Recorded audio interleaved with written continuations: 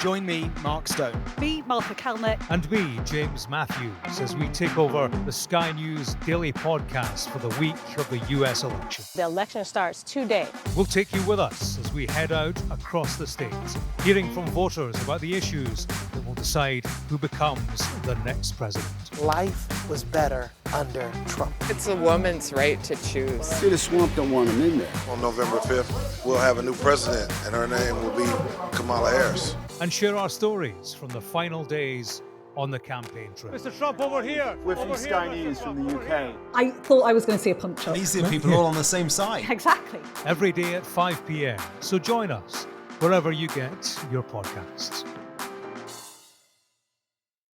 Let's get out there. Let's fight for it. Let's get out there. Let's vote for it. And together, let us write the next great chapter in the most extraordinary story ever told. Hi, I'm Liz Bates, and that was Kamala Harris. You probably know she's running to be the next president of the United States. You might know she's been vice president for the last 4 years. You may even know she only took over as the Democratic candidate when Biden was forced out over the summer.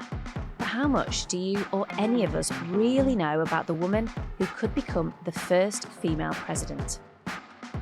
Well, that's exactly what our US correspondent Martha Kelner has been looking into for the past couple of months. First of all, hello, Martha. Thank you so much for joining us today on The Daily.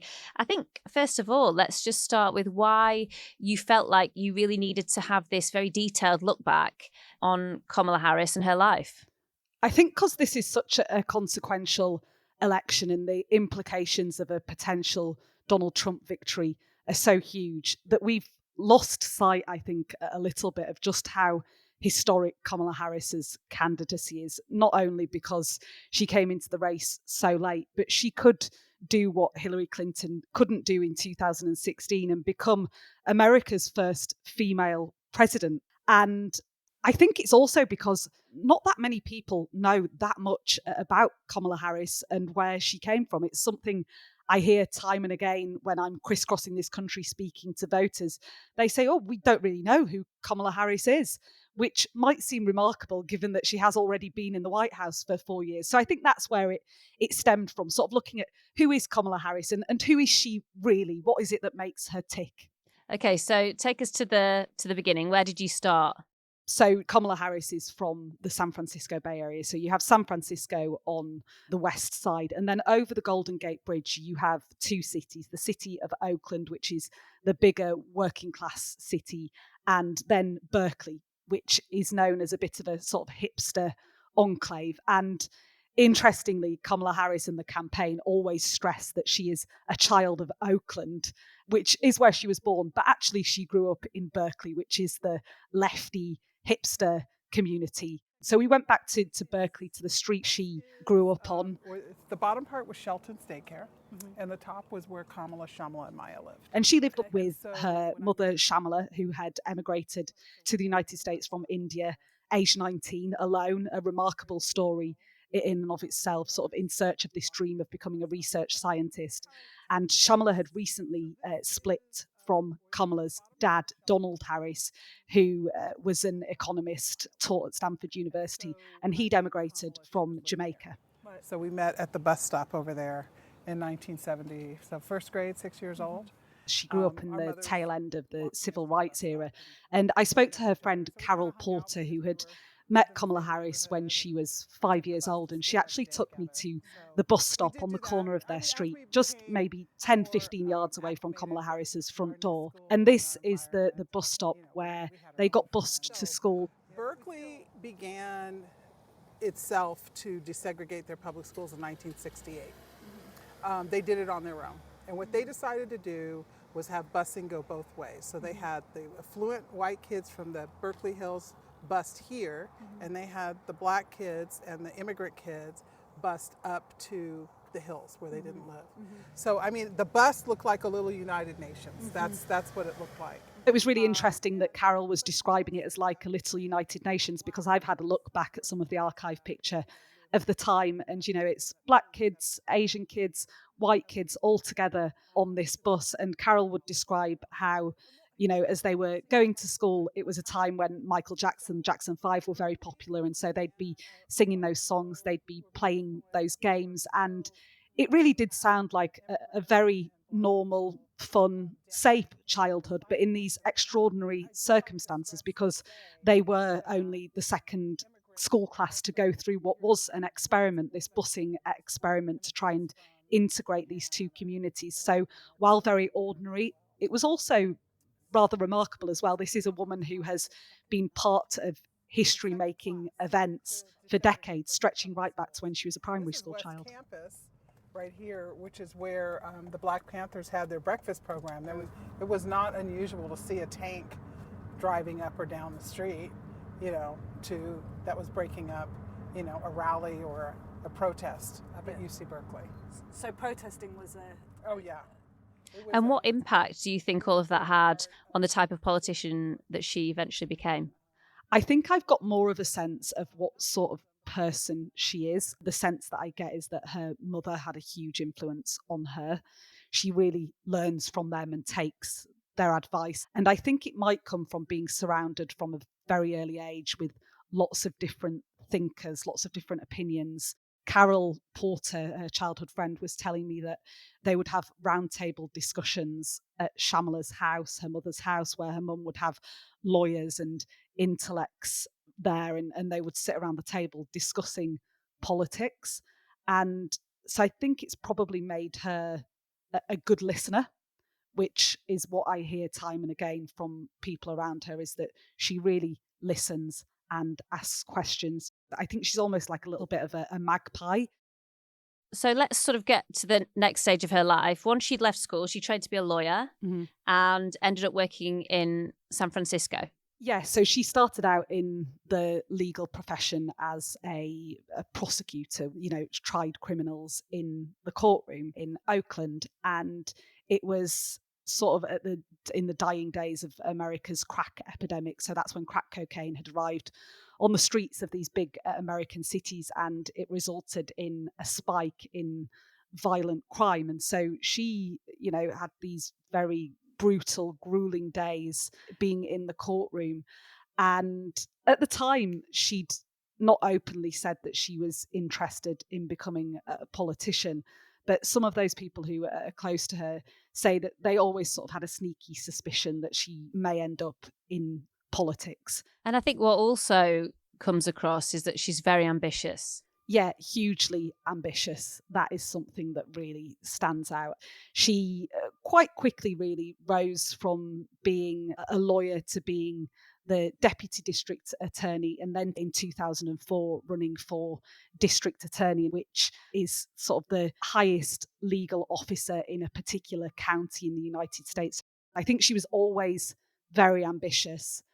I think maybe she didn't always imagine going into pure politics, but I think she was sort of a political animal. And in many ways, she was an insurgent into that sort of San Francisco high society. She wasn't someone who grew up with money or social capital in those circles. But I think the fact that she was charismatic, the fact that she looks the way she does, I think meant that she was able to find a home in those high society circles. And that helped her win these elections because she had their backing. Hello, Martha. Willie Brown. How are you doing? Nice to see you. I'm alive. Tell us about Willie Brown, because she met him reasonably early on in her career. There's been some controversy around him. It seems like he played a big part in her life. Willie Brown was one of, if not the most powerful, influential politician in San Francisco at the time. She met him just before he was running for mayor of San Francisco, and he was 60 years old. She was 29 years old. They started, this friendship, and it quickly blossomed into a romantic relationship. And I was introduced to her at a wedding. She was extremely polite and less involved in talking about her job. She was more interested in talking about her girlfriend's wedding. There was, and you everything know, a associated 31-year age gap, and naturally that raised a lot of eyebrows. And in fact, there's this clip from a news report at the time which has gone viral over the past few months, and it's them together at a red carpet style event, and someone asks her, "Is that your father?" But as you continuously talked with her, you realized you were dealing with a person who was well informed and well prepared and fascinated with politics. You know, I think there were questions over that age gap. There were questions over whether he was opening doors for her in a way that he wouldn't for other politicians. I put that to him, and what he said was that he has helped lots of politicians out through the years, particularly the California governor now, a man called Gavin Newsom. I think her offer to meet me, to be introduced to me, was because of her desire to make some political connections. It's certainly been something that's been seized upon by Team Trump and their supporters. There's a commentator here, Megyn Kelly, former Fox News, and she basically suggested that Kamala had slept her way to the top. And that's been echoed by the Trump family themselves. Did you help Kamala more because you were in a personal relationship with her, or was it without fear or favour? I found myself spending more time trying to prove that I was worthy of her presence, not she of mine. Yeah. I spent a lot more time, and I always came up short. Is she that impressive?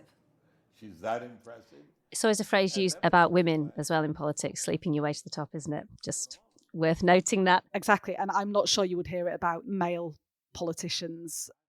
One of the stories that really stood out to me, because I'd never heard it before, was she had already got a bit of a public profile.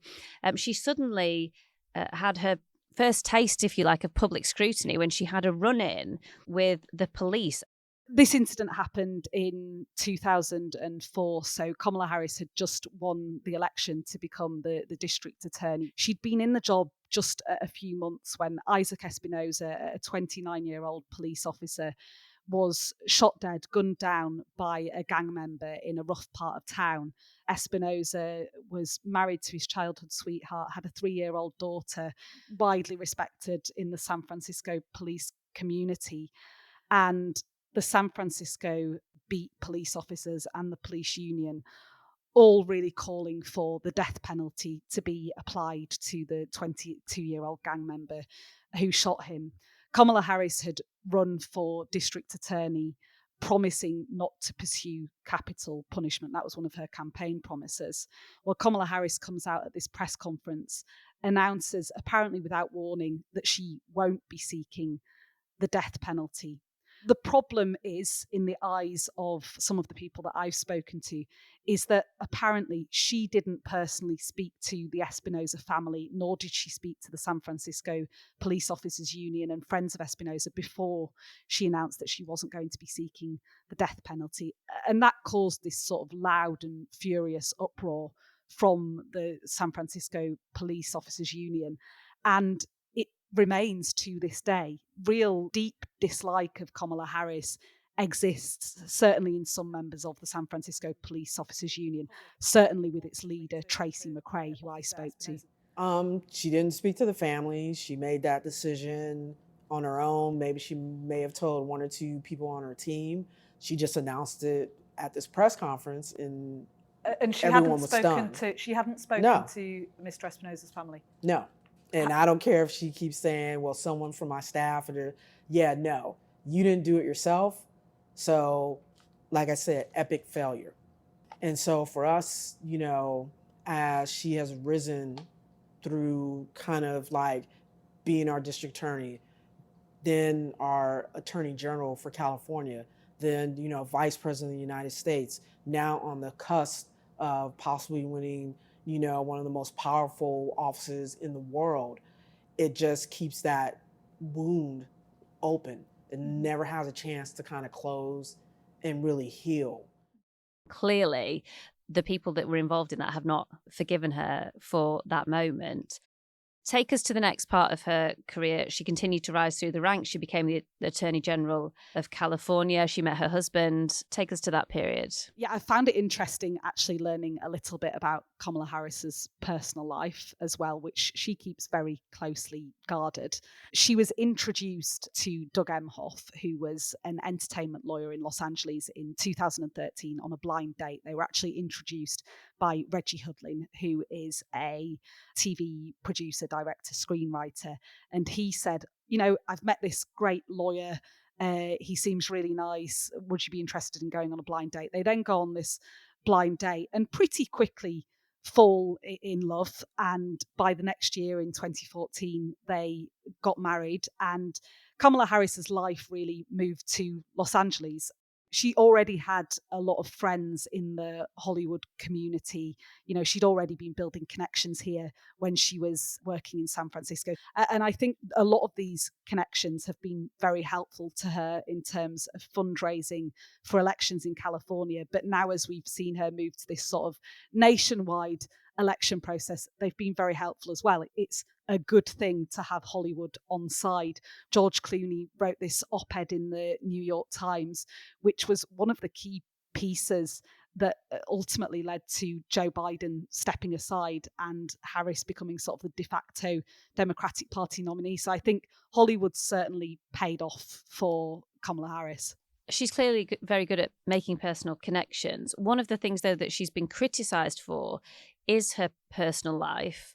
And she's been attacked by the Republicans who have called her a childless cat lady. Yeah, I'm really not sure that this has been a successful attack line for the Republican Party when they're trying to, get women on side when abortion is such a big issue. But anyway, they went with it.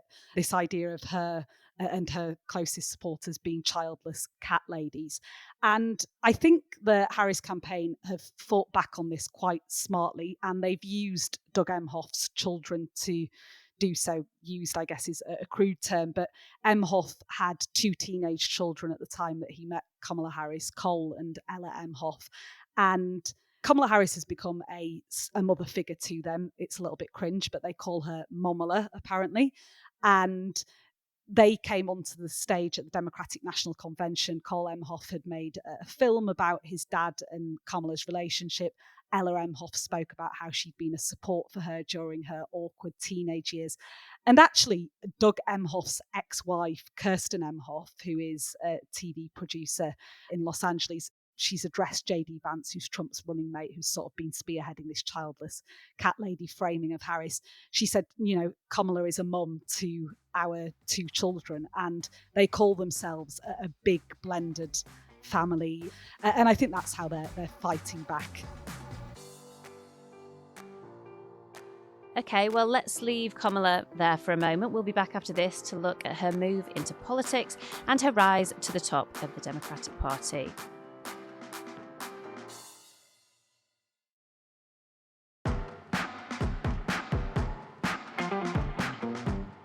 So, Martha, let's go to 2016.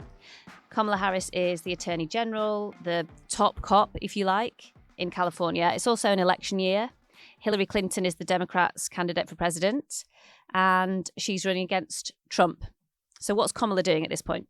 So Kamala is running for the Senate at this point, and there's a huge amount of excitement at the time around the fact that, America may be about to elect its first female president in Hillary Clinton. It was a disastrous election night for the Democrats in 2016. But amid that misery, there was this bright spark, certainly personally for Kamala Harris and for the Democrats in California, in that she wins the seat in the Senate. So while we don't have a female president, perhaps in that moment, America is still being put on this track to its first female president in Kamala Harris moving into national politics. I am so proud to represent this beautiful, diverse state.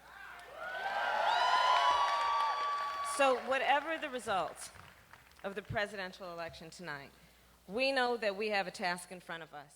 Kamala Harris really comes to national prominence with her questioning, this sort of fierce and forensic questioning of the Trump appointees to the Supreme Court, their confirmation hearings, particularly the questioning of Brett Kavanaugh, who at the time is one of the nominees, and really hammering him on women's rights. Do you think of any laws that give government the power to make decisions about the male body? I'm happy to answer a more specific question. But male versus female? There are... I think the fact that she'd been a prosecutor beforehand meant that this idea of questioning and exploiting weaknesses in people's arguments was something that came really naturally to her.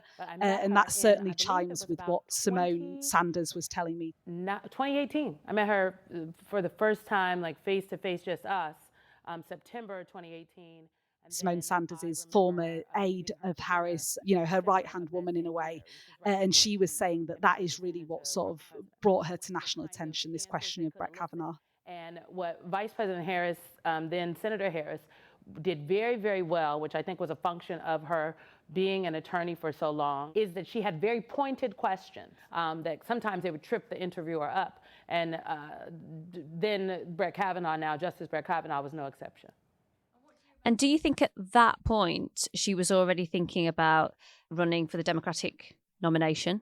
I think potentially, yes. I think she realised in that moment with those sort of Supreme Court hearings that she was someone who had been a bit of a breakout star in the Senate. And I think her ambition was growing at that moment.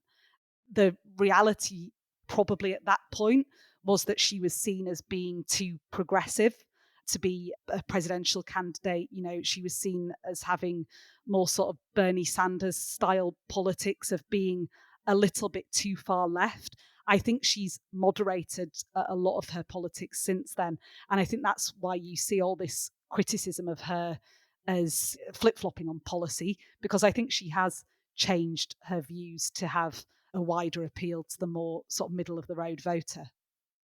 The moment when most of us will have known who she was when she came to prominence across the world was when President Biden made her his vice president. My fellow Americans, now let me introduce to you, for the first time, your next Vice President of the United States, Kamala Harris. Kamala, the floor is yours.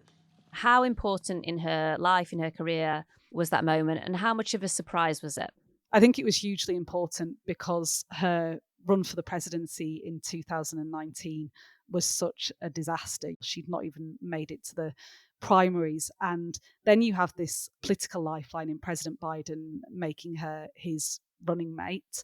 And I think it was a smart choice from him as well. The way sort of presidential candidates think about picking a running mate is about widening their appeal. And here you have a guy who's been in politics his whole life, in President Biden, a white man, and he chose someone from outside the political system. Harris at the time, a relative newcomer to Washington, D.C., a woman of colour, of South Asian and Black background. And I think he thought she could help him win over a bit of the black vote, which was proving problematic for him at the time. So I think it worked for him in that way. I think it obviously worked for her because it immediately raises the profile of someone who otherwise may have disappeared into the background. So what was their relationship like? Did they get on personally? How did they work together professionally? I think they do get on personally, actually. They speak a lot about the fact that Kamala is close with Jill, who is President Biden's wife. I think professionally that was a difficult time for Kamala Harris. As a vice president, sort of by its very nature, you play second fiddle. And I think Biden gave Harris some tough briefs, particularly on the border. The border is very much a poison chalice, and the Harris people behind the scenes feel like she maybe was sold down the river by Biden in the first days of that vice presidency. And I think she struggled to define herself, to really tell the country who she was. I think the overturning of Roe versus Wade, which is the constitutional right to choose, gave Harris in a way, golden political opportunity because she was able to make that issue her own. President Biden is someone who's struggled in the past with the issue of abortion. He is a devout Catholic. He is an elderly man. Whereas I think it was more comfortable territory for Kamala Harris to spearhead, the Democratic Party's response to the assault on reproductive rights. And I think that's offered her a way to break out from him. And of course, it's all just a trick of fate, really, that she's ended up in this position running for president, because it wasn't long ago that she was running for vice president. And then we had this high drama of President Biden dropping out. What was her role in all of that behind the scenes, and how do you think she handled it publicly? I think she handled it very neatly publicly. I don't think we'll really truly know what happened behind the scenes. And when she started to organise her campaign, she had everything in train before President Biden announced that he was going to step back. There's no way that she could have become this fundraising juggernaut in such a short period of time if she hadn't already been having conversations, or at least her people been having conversations for some time in the background. But it's been a remarkable summer, autumn for her. She had 100 days to impress upon this country why she believes that she is a capable candidate for the ultimate highest office, while also trying to divorce herself from the Biden administration, while also holding on to some of the Biden administration's victory. She's walking a tightrope almost the entire time. And I'm not sure, still now, a week and a bit out from Election Day, I'm still not sure people really know who she is and what she stands for. Just looking back on everything that you've been thinking about and finding out about her career, her life, what are your main reflections? What are your takeaways on this woman who might be the next president of the US? I think her heart is in the right place. I think she got into politics for the right reasons. I think she sees herself as a public servant. I think she is very loyal to her friends and family. I think she is meticulous in the way she works. I think she's hugely ambitious. You don't get to where she is without stabbing a few people in the back. And I think she is willing to do that in search of, the next best job. I think that she is very difficult to get to know. I'm still not sure that I really have a great handle on who she really is. It is so interesting. Thank you for talking us through it, Martha, and thank you for appearing on the Daily Podcast. Thank you. Thanks for having me. And thank you all for listening. That's it for today. Tomorrow we'll be looking at politics back here in the UK as the Chancellor, Rachel Reeves, delivers Labour's first budget. See you then.